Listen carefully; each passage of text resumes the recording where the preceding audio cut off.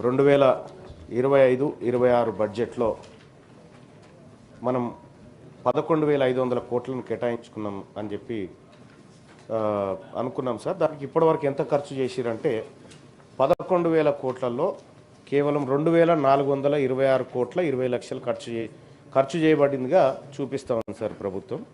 అంటే ఇది ఒక 20% కూడా. మంత్రి గారు సార్ నా సమాధానం వినండి సార్, నా ఆవేదన వినండి కొద్దిగా. సారీ, వివిధ పనుల కోసం చేసిన ఖర్చులు వివరాలను అనుబంధం రూపంలో ఇక్కడ ఇచ్చినారు సార్. సార్ నేను గౌరవ మంత్రి గారిని తమరి ద్వారా అడుగుతా ఉన్నాను సార్. 11,500 కోట్ల రూపాయలు బడ్జెట్లో కేటాయిస్తే ఇప్పుడు మళ్ళొక 2 నెలలు అయితే సార్, ఇక ఎట్లాగో ఫిబ్రవరి వచ్చిందంటే మళ్ళీ కొత్త బడ్జెట్ విధానం సార్. ఈ మిగిలినటువంటి దాదాపు 9,000 కోట్ల రూపాయలు 9,000 కోట్ల రూపాయలు ఈ బడ్జెట్లో ఖర్చు పెట్టలేదు ఇప్పటి వరకు. ఈ నెల 2 నెలల్లో ఎట్లా ఖర్చు పెడతారు సార్, నాకు అర్థం కాలేదు. ఇదొకటి సార్. రెండో అంశం సార్, ఇందులో చాలా భయంకరమైనటువంటి లెక్కలు ప్రభుత్వం ఇచ్చింది సార్. ప్రభుత్వమే చాలా భయంకరమైన లెక్కలు ఇచ్చింది సార్.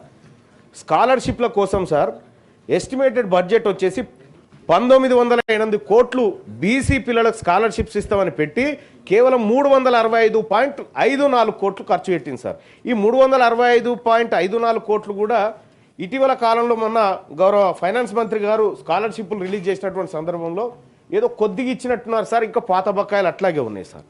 రెండోది హాస్టల్స్ కోసం సార్, మా పిల్లలు సంక్షేమ హాస్టల్లో చదువుకుంటున్నటువంటి పిల్లలు వాళ్ళు మంచి పౌష్టికాహారంతో తిని ఆరోగ్యవంతంగా ఉండి మంచి చదువులు చదువుకోవాలనుకుంటున్నటువంటి పిల్లలకు సార్ 435 కోట్ల రూపాయలు ఎస్టిమేటెడ్ బడ్జెట్ పెట్టి కేవలం 315 కోట్లు ఖర్చు పెట్టిందంటే మా పిల్లల్ని ఈ ప్రభుత్వం మేము పస్తులతోనే వండబెడుతున్నామని మీ పిల్లల్ని అని చెప్పి చెప్తా ఉంది సార్. సార్ రెండోది సార్, మహాత్మా జ్యోతిబా పూలే ఓవర్సీస్ విద్యానిధి కింద సార్ 80 కోట్లు కేటాయించినారు సార్.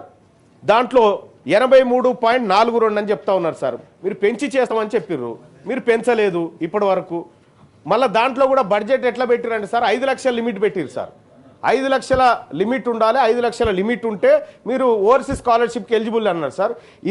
ఇదే సభలో తమ ముందే పెట్టినటువంటి సోషియో ఎకనామిక్ అవుట్లుక్ సర్వేలో సార్ ఒక కుటుంబ ఆదాయాన్ని ఒక ఇంట్లో 4 ఉంటే 12 లక్షల ఆదాయం ఉందని చూపించింది సార్ గవర్నమెంట్.